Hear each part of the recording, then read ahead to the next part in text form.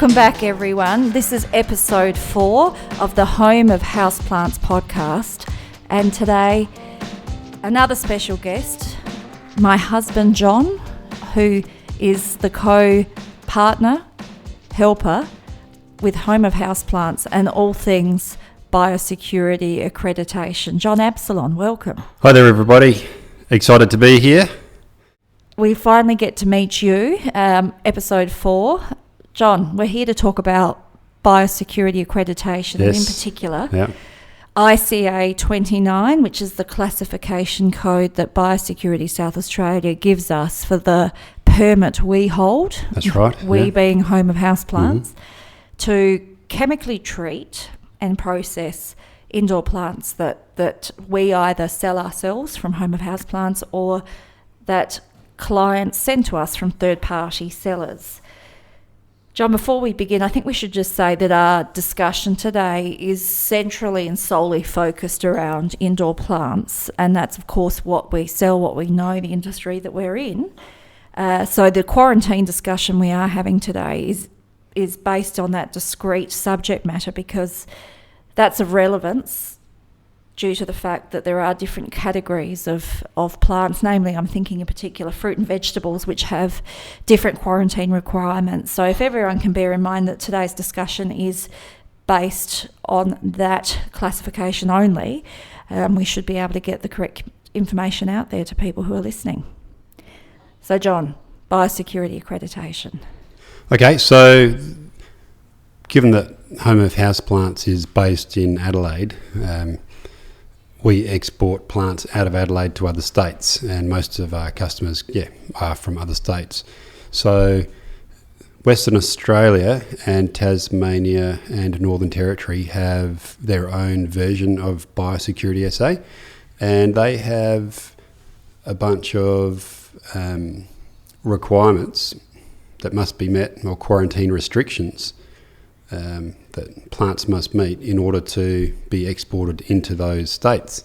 So it's a bit of an artificial barrier, if you like, for people or businesses or people just selling plants online, looking to post and sell plants to those states. So that's where our biosecurity accreditation comes in. We follow the process and the policies and procedures and treat those plants with chemicals, fill out all the documentation, and that allows us then to post those plants and meet the restrictions. It's very interesting though, because it's quite fortuitous we're recording this podcast today, because just this morning we had to our business a biosecurity SA assessor, who was an accreditor, I think is the technical title, who spent an auditor who and we do get audited twice a year under South Australian legislation to maintain our permit and be eligible for renewal on a yearly basis.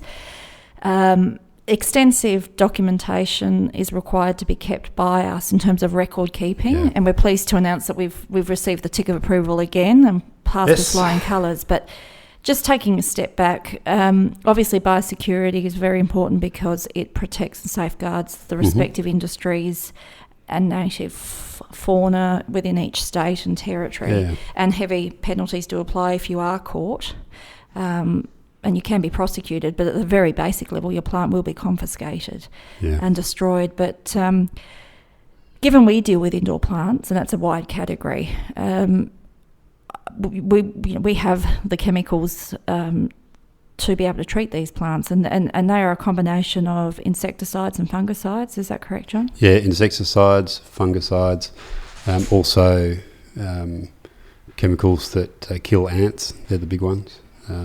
And so in terms of how they are treated by Home of Houseplants, we undertake what can be best described, John, as a foliar spray, and then we do a drench of the root system. Is that the process? That's correct. We spray we bare root our plants. We don't post in potting medium, but just to cover ourselves, we also treat the roots of the plant as though it was in potting mix, and we spray the whole plant with the spray as well. There's different requirements, of course, if it's a plant a potted plant, a corm or a bulb. Or whether it's a plant that is has leaves or without leaves, or whether it's just a cutting with leaves or without leaves, or whether it's a plant that is in the soil or not soil. You're not allowed to post within soil. It's got to be potting mix free from soil. Different treatments for different states of plants. And to be able to cover all those different states or classifications of plant appearances. It's probably a better word to use, isn't it? Because when we say states, you might get confused with states of Australia. So, classifications of plants. Yeah. But in order, when we first obtained our biosecurity accreditation, we had to obtain a range of chemicals and fungicides, some of which are available at the local garden centre, but there's a couple that we have to use which are sort of classified as agricultural chemicals. Would that be correct? That's correct, yeah, it's a fungicide. So, of course, when handling these fungicides and termicides and insecticides, you do wear precautions, but there's also a whole range of requirements that are imposed upon us in terms of when we spray, in terms of the date of treatment as up and against the date that they are shipped. Yeah, sure. So once the chemicals have been mixed and brought up to the right volume as per the requirements, that mix needs to be used within 24 hours, after which the chemicals need to be disposed of, and if I was to need to do more spraying, I'd have to make another batch. And it's for that reason that we limit our posting of plants to Northern Territory, Tas and WA to once a week, because it's a little bit of an effort, obviously, to it's a big undertaking to accurately measure the relevant chemicals and create the concoctions, for want of a better word. But interesting as well that we also had to obtain measurement weights, which are used to... Can you talk a little bit about that, the weights and so forth that we had to buy to calculate, and the electronic scales to calculate the chemical dosages? Well, some of the chemicals we use are in a powder form, and given the mixtures that I'm making are small in volume, the chemicals or the amount of chemicals that I'm using are small in volume. So I need to use calibrated scales in order to get, the right weight. And the scales, in the process of calibrating, involves me using very small weights, which I'm not allowed to touch with my hands, because even a little bit of oil from my hands can alter the weight of the metal that I'm placing on. And that allows me to record whether the scales are accurate or not, because each piece of metal has a weight printed on it, and I can tell how far in or out the scales are. And so far the scales that I'm using have been calibrated accurately or within the tolerance zone, which is I think less than 1%, but that I'd have to double check the ICA 29 legislations for that, but we've had no problem so far. Yeah, the auditors, when they did come to us, also required that we section off a physical section of one of the glass houses to be able to store the quarantined plants once they've been treated. Yes. The plants destined for the quarantine states, and the quarantine states is going to be the collective phrase I use. Yeah, and the reason for that is that once the plants have been treated, we need to hold on to them for 2 days before posting. So it's not just a case of chemically treat it, wrap them up and post it. We need to chemically treat them, hold them for 2 days, and then post. After you've done that, that's in terms of the division of labour between us both. You're the sort of chemical treatment side of things, and then I'm obviously then packing and wrapping 2 days later. Yeah. But that's not the end of it for us, is it, John? We then have to undertake, obviously, the quite outdated, people might not be aware, or you would have seen it for those customers. It's antiquated, isn't it? Antiquated. For those customers who have received plants from either us or who have sent it to us for treatment under the plant concierge service we offer, you receive these yellow forms that are stuck to the side of your parcel once it arrives, and you may or may not have noticed that those forms are from a carbon copy booklet that I have to handwrite for each and every customer, detailing amongst other things the genus and species.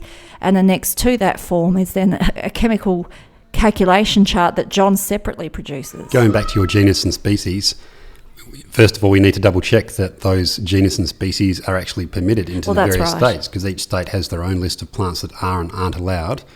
And if you have a plant that is neither allowed or not allowed, it's just that it's not on their list. So you've had to do that request for those plants to be considered a few times, haven't you, Jo? Yeah, I have. So obviously there's two arms to Home of Houseplants in terms of quarantine. All the plants that we have for sale on our website have been checked first that they are permitted into the quarantine states of WA, Tas and NT.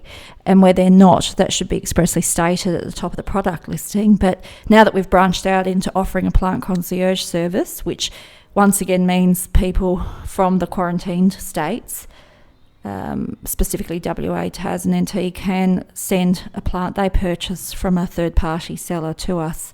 But of course, to do that and to save the customers wasting any time and effort, a check does need to be made of the WAOL, WAOL organism list, the Western Australian organism list, and the Tasmanian equivalent to ensure that they are permitted, because you're quite right, John. There have been a couple of times where a plant has not been entered onto that database, and that may simply be, as John alluded to, that it hasn't been considered as yet by the Western Australian authorities. And so I've successfully applied on 2 occasions so far to have a plant that we sell, and one that springs to mind, John, is the Monstera siltepecana. Siltepecana, that's right. That wasn't permitted about 8 months ago, and it was quite a straightforward process. A form was sent to me. Someone within the department obviously considered the request and the threat it may or may not have posed to biosecurity in WA, and then a decision was made to add it. It did take about 3 to 4 months, but there was no cost involved, and a very worthwhile process. And as a result, a number of those plants have now been able to be sent across to WA. So if people are after a plant in WA that's not on the WAOL, WA organism list, you can contact authorities and request that it be considered. And indeed, we have one customer at the moment, John, who has 2 plants that we're babysitting for her whilst she waits for the organism list to be updated, or her requests for those 2 plants to be added. Do you remember what they are? Rhaphidophora cryptantha. And I think it's a variety of Colcacia. It's a lovely plant. It's a lovely plant. Rhaphidophora cryptantha. Stunning plant. And the benefit is that once you've done that, you open up the door for other like-minded collectors. So well worth the effort, given that there's no cost involved at the moment. But where were we, John? We were filling out the forms, and then That's right, filling out the forms. So you're filling out the yellow certificate, then I need to prepare the chemical treatment certificates, and I then scan those documents so Jo can then send them off to the relevant authorities. It's not just a simple case of us attaching them to the box and posting it. We need to provide those documents to the West Australian or the Tassie or the Territorian authorities, in advance of the plants being sent. So that they know that the plants are in transit and they know to expect them. So, but you're just jumping back to your calculation charts, your chemical calculation charts. Are you detailing on those charts the chemicals that we used in the treatment of the plants? Or? Yes, so on those forms I detail the name of the brand and the name of the item that I'm using. I also detail the active chemical ingredient. I also detail the amount that is required by the biosecurity accreditation, and based on the volume of the chemicals that I've made or mixed up, that will then determine how much of the chemical I actually need to place into the mix. And so that is all detailed on there, as is all of the equipment that I've used and the method of application, as well as the temperature of the air temperature at the time, because some of these chemicals don't work if you're outside of the temperature range. So I usually pick a time when it's roughly 20 degrees. I've got a little thermometer which I check. And most, if not all, of the listeners would not know this, but I'm very fortunate enough to have a husband that's very skilled in the field of mathematics to be able to assist with that.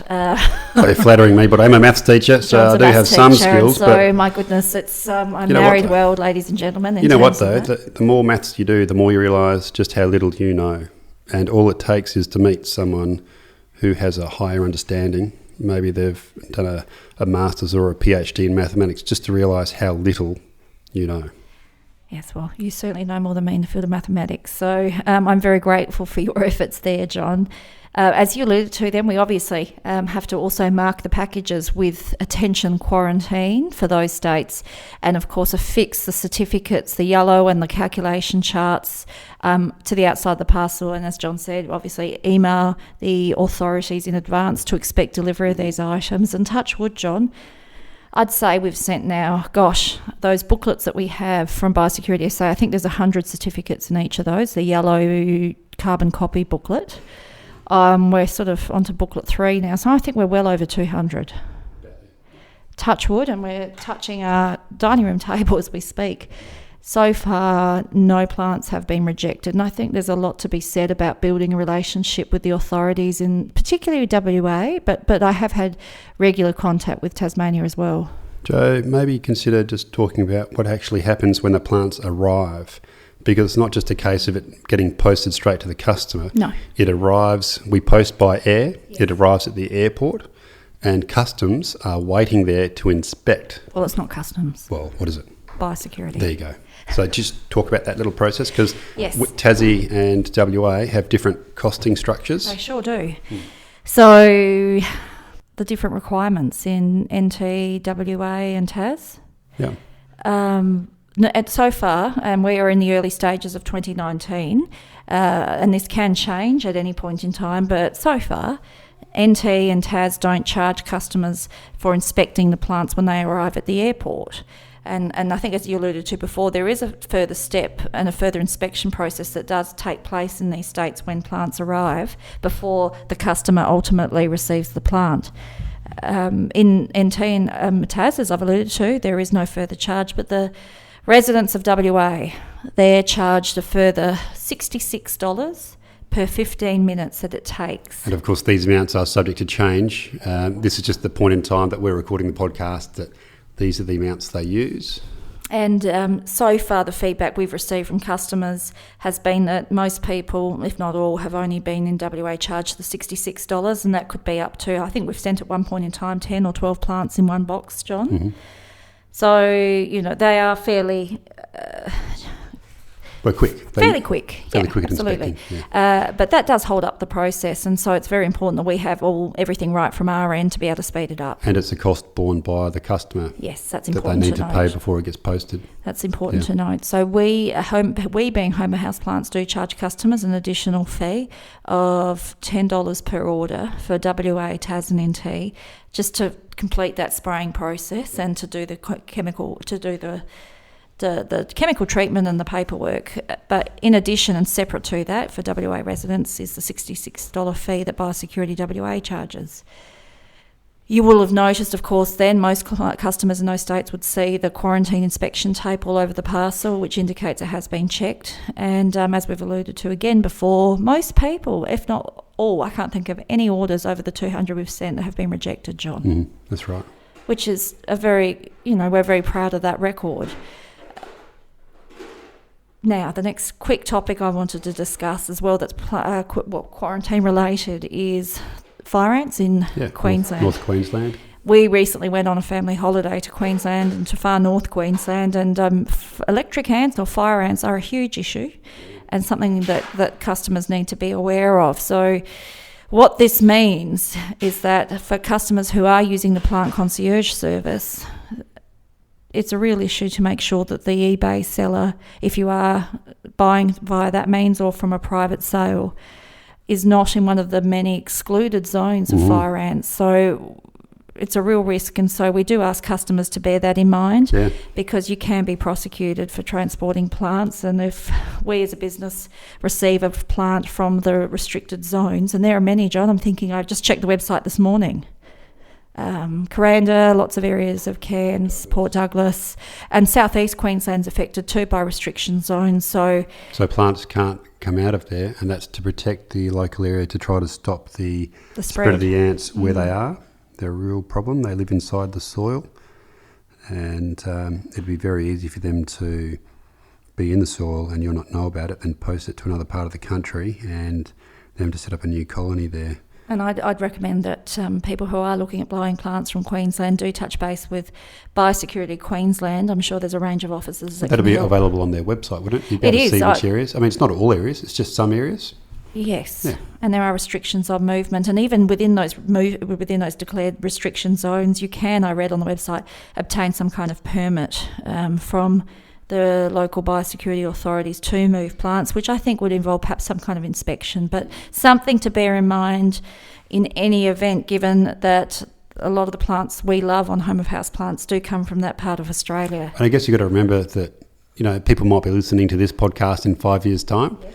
And we're recording this in February of 2019. So, you know, depending on when you listen to this, the legislation or the rules or the risk may have been mitigated by then. Might have been mitigated. So this is just a problem that we're encountering right now, and hopefully the Queensland authorities are able to get that under control and loosen the restrictions for the good of everyone in Australia. John, the plant concierge service we offer, it's a new stream or arm to Home of Houseplants that we've developed over the last few months. It was mainly driven by customer demand. Yeah. Had a lot of requests from people, and we just obviously saw an opportunity to help, and it enables sellers from other states to be able to get their plants into WA and Tasmania. But what it primarily starts off with is contacting us, doesn't it, John, to receive a further information pack? That's right. So the process involves the customer contacting you, usually by email, and we send out a document. Yeah, you then send out a document, which is more like an agreement, which they've got to sign and agree to, and then they post the plants to us. But the customer and myself, do check that it is permitted into the state. It is part of the process, and the costs are all outlined in that document as well. We usually like to turn it around within the next couple of days and send it back out to the customer. Can involve a bit of stress on the plant, John. Mm-hmm. You know what this means to the people in Western Australia and Tas and Northern Territory, though? Every time they're trying to bid on a plant on eBay and it says, we don't post to West Australia and Tas and Northern Territory, it now means, yes, you can. So for all those avid indoor plant collectors in WA, Tas and NT, yes, you can. Just have speak with us first and arrange it, and then have the plant posted direct to us. We'll treat it and send it on its merry way. I should note as well, though, being a former eBay seller, or occasionally still an eBay seller, I would highly recommend that you do contact the seller involved if you do plan to do that, and run it past them, because some people may not be comfortable with sending it to someone else, or may not want to take the risk of the plant being distressed. So always check with the seller, because in addition to that, Home of Houseplants will need the full name and address of the grower, and so that's needed for quarantine purposes. Once that's complete, it's a real opportunity, as John said, for all those avid collectors in those states to have access to the indoor plant collecting world on eBay or through Facebook Marketplace. So it's a really exciting development Home of Houseplants offers. We take biosecurity very seriously, and do on occasions have to reject claims or requests to treat plants, because it's simply not worth the risk to endanger other industries and to maintain biosecurity across Australia. So something we here do take seriously. John, is there anything else we needed to discuss or bring to people's attention for this subject matter? Well, let's have a look. We've dealt with the chemical spraying and application procedure. We've dealt with the various states and their different legislations. People now know that we offer the service of spraying plants, so people in WA, Tas and NT can purchase plants from interstate and have it posted to them. I think that's about it. there's not really much else to it. No, other than Apart from all that. continuously monitoring the developments of biosecurity risks in each state and territory across Australia, and being alert to things like fire ants, green snails, and those kind of things. So that's part of the service that we offer. Thank you very much for joining us today for this episode, John. Thank you. Thank you. Lovely to be interviewed by my lovely wife. Such a charmer. We've got a busy weekend this weekend of preparing plants to go to WA and Tas, and I would like to take this opportunity to thank in person all our wonderful customers in those states for their ongoing support. As well as all of the hard-working government people from WA, Tas and NT who inspect it. Yeah, but they always make themselves accessible to us if we have questions that pop up time to time. Sandy from Biosecurity WA in particular, Sandra Norris, a fantastic person who's helped me out immensely in this journey. So by all means, if any of you out there have any questions, the best point to start, or the starting point would be to contact the Biosecurity Department in your state or territory.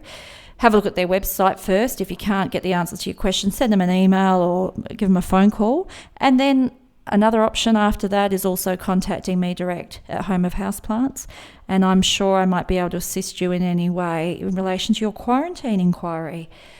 Thank you all for joining us today, and happy plant hunting, and we will be back soon with another exciting guest. Okay. Bye-bye. Bye.